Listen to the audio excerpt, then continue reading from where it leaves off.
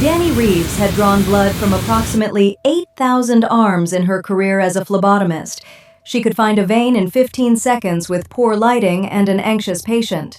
She could calculate hemoglobin levels from the color of the draw. She could handle needle-phobic donors, fainters, and the specific demographic of elderly men who felt compelled to tell her about their war injuries while she filled the third tube. She'd been in Ravenmoor for 3 weeks, long enough to learn the rhythms. The rain was constant, the coffee was good, the locals were friendly in the specific way that coastal Oregonians are friendly. Warm but not intrusive, willing to share an umbrella but not a life story. She liked it. The town was small enough to matter and large enough to disappear in. She started noticing on the 8th day, people watching her. Not the casual observation of small-town curiosity, targeted attention. A woman in the grocery store parking lot, standing completely still by a gray sedan, eyes tracking Dani from the entrance to her car. A man on the bench outside the library, reading nothing, his gaze following her across the intersection. 2 teenagers on the boardwalk, motionless in a way that teenagers are never motionless, their posture oriented toward her with the focused attention of predators tracking movement. She told herself it was new girl paranoia. Small town, new face, people notice. She stopped telling herself that on a Tuesday when she cut her finger on a broken vial at the blood center and the room changed. The cut was minor, a nick on the pad of her index finger, the blood beating immediately, a bright red pearl that caught the fluorescent light. Standard workplace injury. She reached for a bandage. Every donor in the room went still. Not the stillness of surprise, the stillness of attention. 3 donors in their chairs, the nurse at the intake desk, the custodial worker by the supply closet. 5 people, 5 sets of eyes, all locked on the single drop of blood on her finger with an intensity that transcended anything she could explain with workplace concern. The air changed. She felt it. A shift in pressure, in temperature, in the specific atmospheric quality of a room that has just been flooded with a chemical signal so potent that every receptor in every body present activated simultaneously. The donor's pupils dilated. The nurse stopped breathing. The custodial worker's hand tightened on the mop handle until the wood creaked. Then it passed. The donors blinked. The nurse resumed charting. The custodial worker went back to mopping.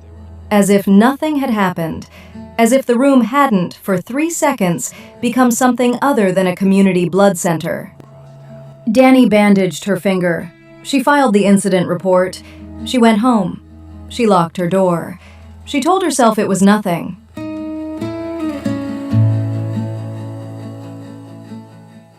He arrived at closing. A walk-in donation, unusual for a Tuesday. The blood center took walk-ins, but most donors had appointments. The man was tall, dark-haired, pale in a way that spoke of either extreme indoor living or something else entirely. His eyes were dark blue. He moved with the specific economy of someone who has spent a long time moderating every gesture.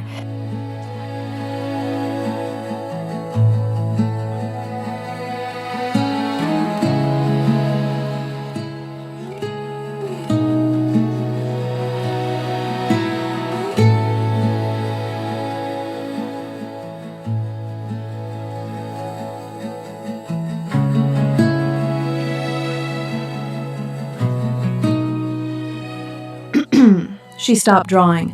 The syringe was half full. She looked at the blood in the tube.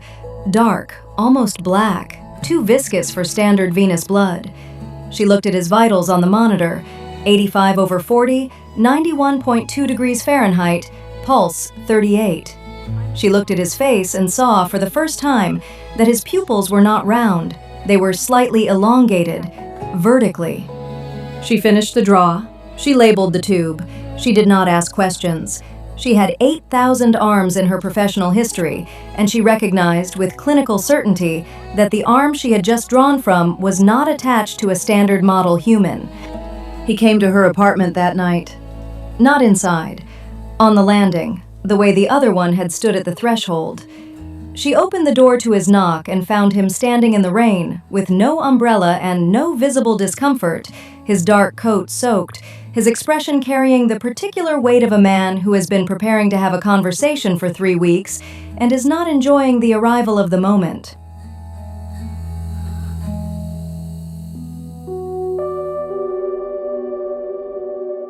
I have been waiting for you. You seem prepared.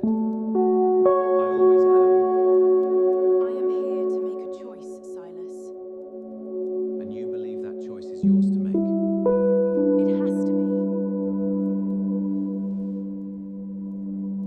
be. The attack. He explained it, standing in the rain. Was that because She listened from the doorway with her arms crossed and her jaw set, and the specific expression of a woman who is processing information that should destabilize her worldview, but is instead filing it under problems that explain other problems. The blood. One in a generation. A genetic marker that produces a compound in her hemoglobin, no scientific name because no human scientist has identified it, that eliminates vampire thirst. Not temporarily, completely. A single drop, months of no hunger. A vial, years. Her blood was not food. It was the cure for a disease they'd been managing since the species began.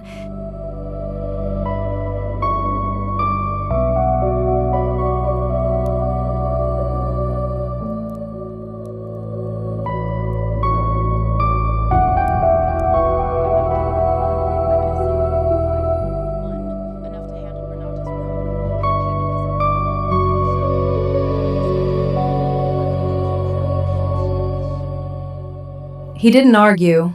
He stood in the rain and absorbed the anger the way old stone absorbs weather, without erosion, without defense. He let her be furious because the fury was legitimate, and defending himself against legitimate fury is the behavior of a coward.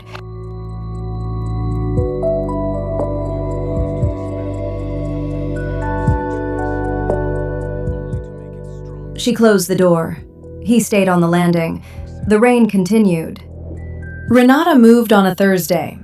The call came to Silas at midnight. Dani heard about it at 7 a.m. The morning news, a local attack, animal bite, the same cover story that small towns with supernatural populations have been using for centuries. She went to Silas, not because she'd changed her mind about the blood, because she understood, with the practical intelligence that had made her an excellent phlebotomist, that a broken truce meant open hunting, and open hunting meant human casualties, and human casualties meant that her refusal to participate was no longer a personal boundary. It was a political position with a body count.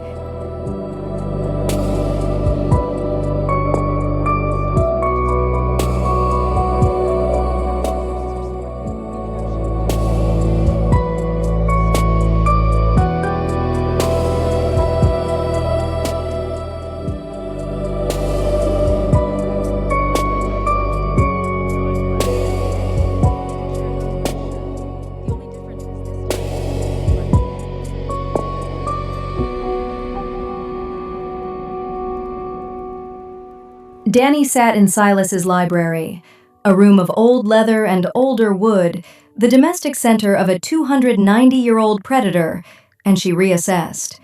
She'd been thinking of her blood as a commodity because that's how the vampires thought of it, a resource, a supply to be controlled. But a commodity only has value if you let someone else set the price.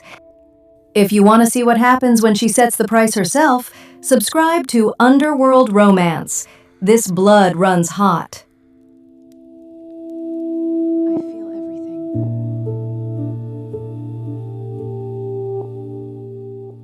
I know.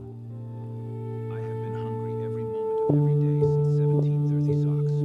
Every hour, every minute. It's gone. After all this time, I never knew what satisfaction felt like. I know, Silas. I see it now. I never thought I would say this. He looked at her. 26 vampires, 180 years of truce, a political structure that had been built on donated blood and careful discipline. and a 27-year-old phlebotomist was rewriting the terms from a leather chair with a bandaged finger. I have nothing to compare this to. Who are you?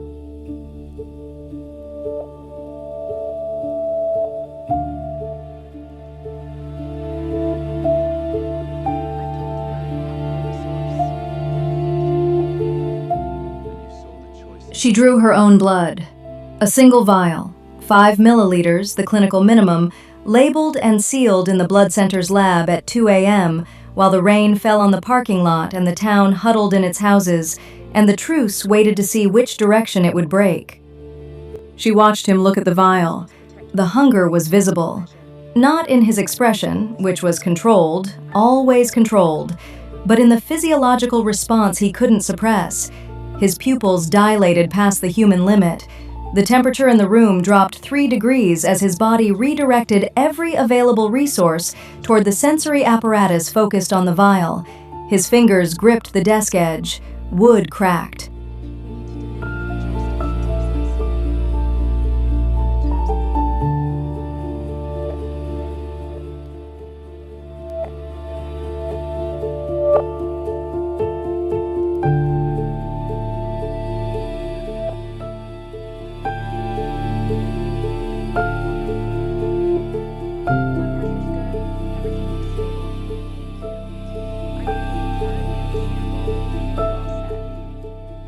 He took the vial.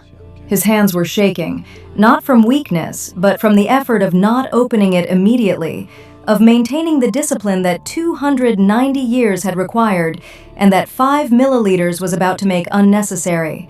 He broke the seal.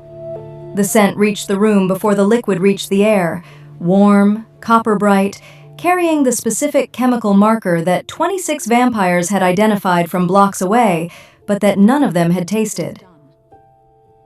He drank. The hunger stopped. Not gradually, completely. Like a sound that has been running at a constant frequency for 290 years suddenly ceasing, and the silence it leaves behind is so total, so disorienting, that the body doesn't know how to exist without the noise. Silas set the empty vial on the desk. His hands were still. His pupils had contracted to human normal. His breathing, which she now realized had been shallow and constant, the respiratory pattern of something perpetually engaged in suppressing an urge, deepened, slowed, became the breathing of a body at rest for the first time in nearly 3 centuries.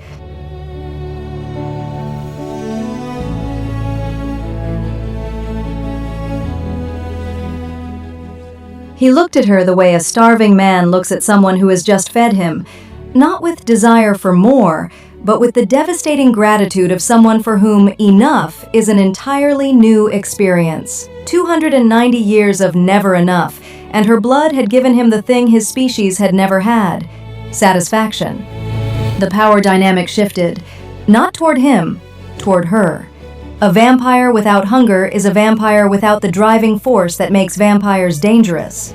Silas Thorne, master of the Ravenmoor coven, the most powerful supernatural entity in the town, was sitting across from her with clear eyes and steady hands, and the specific vulnerability of someone who has, for the first time, something to lose. She saw it. The vulnerability. The specific, fragile quality of a being that has been defined by its hunger for 3 centuries and has suddenly been redefined by its absence. He wasn't dangerous right now. He was exposed. He was the most powerful thing in the room and simultaneously the most vulnerable, because enough was new territory, and new territory means no defenses.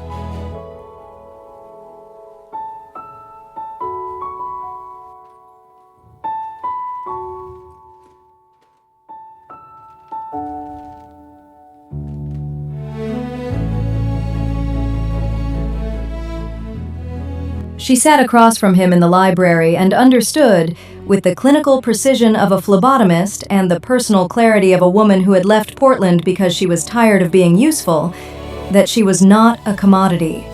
She was not a resource. She was not a truce mechanism.